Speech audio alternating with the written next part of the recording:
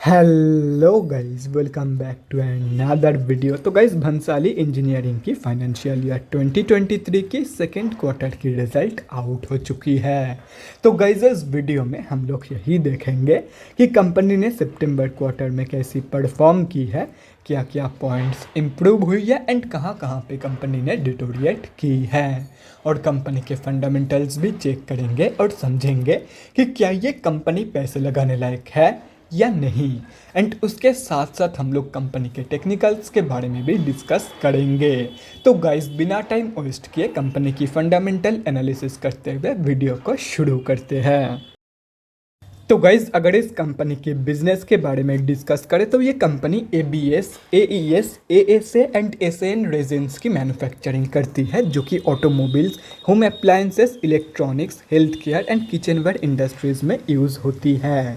ये company both BSC and NSC में listed है। तो अभी अगर इस कंपनी की कुछ इंपॉर्टेंट फिगर्स के बारे में डिस्कस करें तो 1828 करोड़ की है कंपनी की मार्केट कैप, 7.69 की पी है, 56.8% है कंपनी की आरओसी एंड 42.1% है कंपनी की रिटर्न ऑन इक्विटी।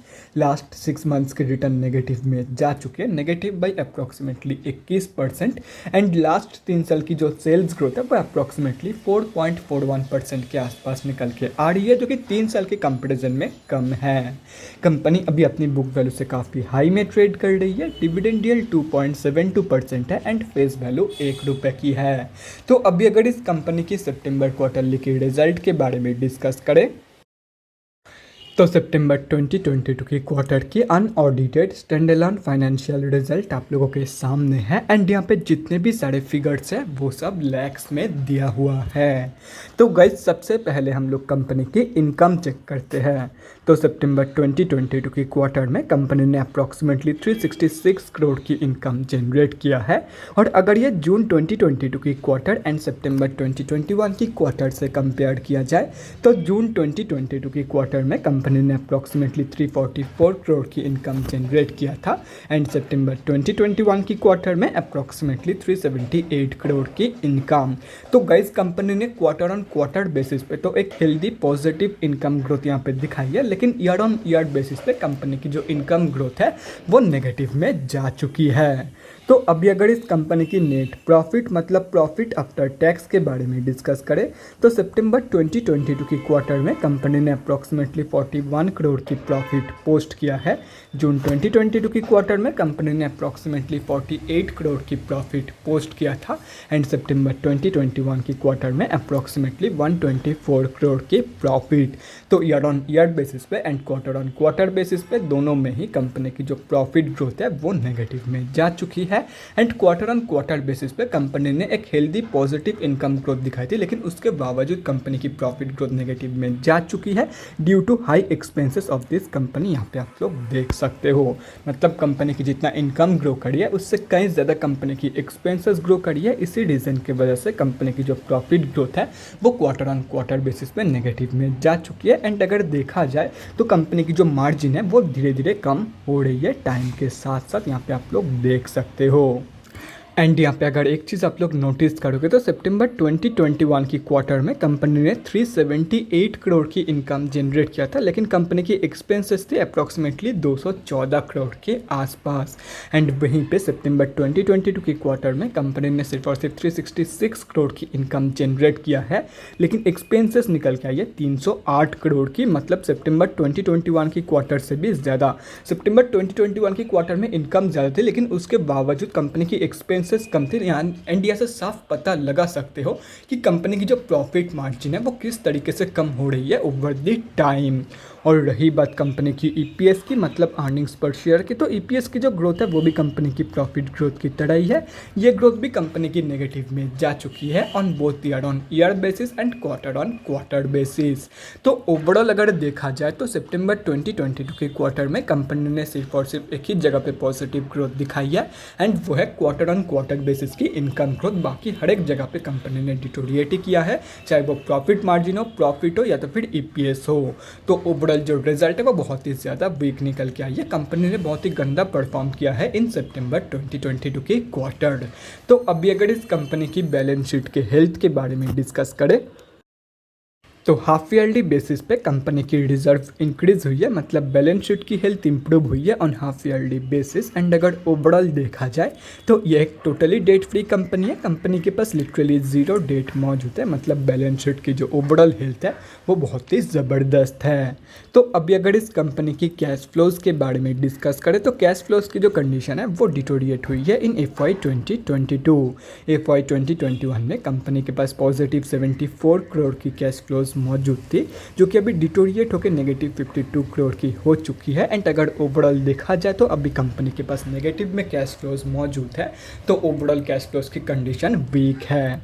तो अभी अगर इस कंपनी की शेयर होल्डिंग पैटर्न के बारे में डिस्कस करें तो सितंबर क्वार्टरली की शेयर होल्डिंग पैटर्न अभी तक आउट नहीं हुई है, लेकिन अगर जून क्वार्टरली की शेयर होल्डिंग पैटर्न देखा जाए तो अकॉर्डिंग टू जून क्वार्टर की शेयर होल्डिंग पैटर्न इस कंपनी में प्रमोटर्स की होल्डिंग है 56.64%, FIS की होल्डिंग है 0.89%, DIS की होल्डिंग 0.02% एंड पब्लिक की होल्डिंग 42.44%। एंड अगर पब्लिक में देखा जाए तो गाइस यहाँ पे आप लोग पब्लिक में देख सकते हो 4 बड़े रिटेलर की होल्डिंग है इस कंपनी में।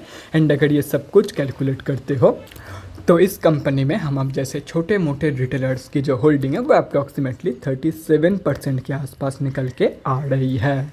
तो गाइज अभी कंक्लूजन पे आते हैं कि क्या आप लोगों को इस कंपनी में पैसा लगाना चाहिए या नहीं। तो देखो गाइज कंपनी फंडामेंटली ठीक ठाक है, कंपनी की जो फंडामेंटल्स है वो ठीक ठाक है, फंडामेंटली स्टेबल कंपनी है। कंपनी की जो ग्रोथ है वो थोड़ा सा कम है एंड सितंबर की क्वार्टर में कंपनी ने बहुत ही वीक परफॉर्मेंस दिया है, वीक परफॉर्मेंस शो किया है।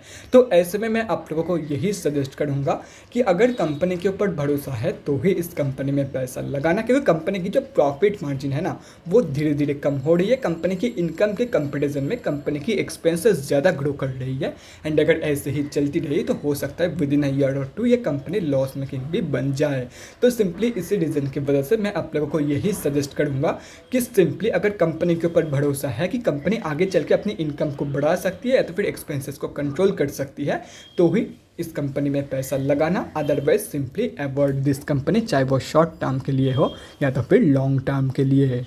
तो गाइज अभी अगर इस कंपनी की टेक्निकल्स के बारे में डिस्कस करें तो यहाँ पे हम लोग आ चुके हैं NSE के डेली चार्ट पे।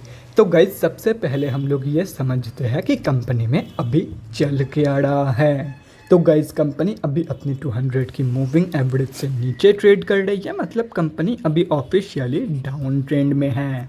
एंड अगर देखा जाए तो due to weak result of सितंबर 2022 की क्वार्टर, कल इस कंपनी में बहुत ही ज़बरदस्त सेलिंग हुई थी एंड इसी सेलिंग के चलते ये कंपनी कल 5.1% डाउन थी। तो ऐसे में जिनकी भी होल्डिंग इस कंपनी में ऑलरेडी है उन लोगों को मैं यही सजेस्ट करूँगा कि आप लोग 90 रुपये से लेकर 95 रुपीज़ के बीच में एक स्टॉप लॉस लगा के रख दो। एंड ये मैं इसीलिए सजेस्ट कर रहा हूँ क्योंकि अगर ये कंपनी बाई चांस इस लेवल से या तो फिर इस सपोर्ट से स्लिप कर जाती है तो आप लोगों का स्टॉप लॉस हिट हो जाएगा एंड आप लोग ज़्यादा लॉस होने के हाथ से बच जाओगे, क्योंकि कंपनी ऑलरेडी डाउन ट्रेंड में है एंड सितंबर क्वार्टरली की रिजल्ट वीक निकल के आई है। तो हो सकता है कि कंपनी ऐसा स्लिप कर जाए एंड अगर लास्ट 52 वीक लो ये कंपनी तोड़ देती है तो उसके बाद कंपनी कहाँ से सपोर्ट लेगी वो कोई नहीं बता सकता है। तो simply it's better to be safe than sorry. बाकी स्टॉप लॉस लगाना है या नहीं ये इंटायरली सब्जेक्टिव है, ये इंटायरली आप लोगों के ऊपर डिपेंड करता है। तो गाइज अभी अगर फ्रेश एंट्रीज के बारे में डिस्कस करें तो सबसे पहले हम लोग स्विंग ट्रेडर्स के बारे में बात करते हैं। तो देखो guys simply wait for the reversal from the support of 98 rupees. अगर कंपनी ऐसे रिवर्सल शो करती है तो रिवर्सल के कन्फर्मेशन के बाद आप लोग 122 रुपीज़ के टारगेट के लिए एक बहुत ही बढ़िया स्विंग ट्रेड प्लान कर सकते हो एंड आप लोगों का स्टॉप लॉस होगा 90 रुपीज़ से लेकर 95 रुपीज़ के रेंज में। और वहीं पर अगर कंपनी यहाँ पे कंसोलिडेट करते करते मतलब बीच से ही अगर सपोर्ट लेके ऊपर चली जाती है तो simply wait for the closing over 122 rupees.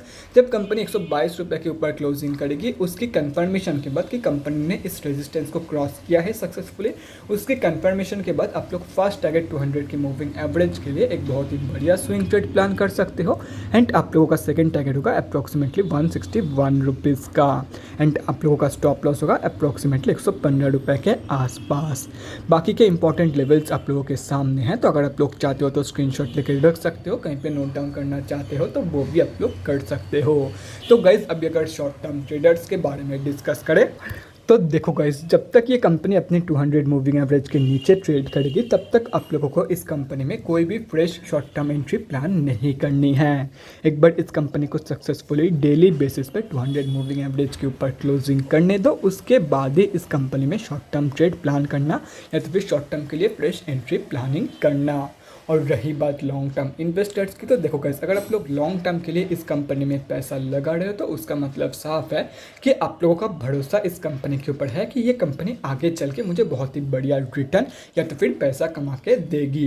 तो ऐसे में ये कंपनी आप लोगों को अभी जितना सस्ते में मिल जाए, जितना सस्ते में आप लोगों को एंट्री मिल जाए इस कंपनी में, उतना ही आप लोगों के लिए एंड आप लोगों के फ्यूचर रिटर्न के लिए बढ़िया है। तो अगर ये कंपनी आप लोगों को 100 रुपीज़ के नीचे, मतलब 99 रुपीज़ के लेवल पर मिल जाती है तो बहुत ही बढ़िया है। आप लोग इस प्राइस रेंज के आसपास एक बहुत ही बढ़िया एंट्री प्लानिंग कर सकते हो।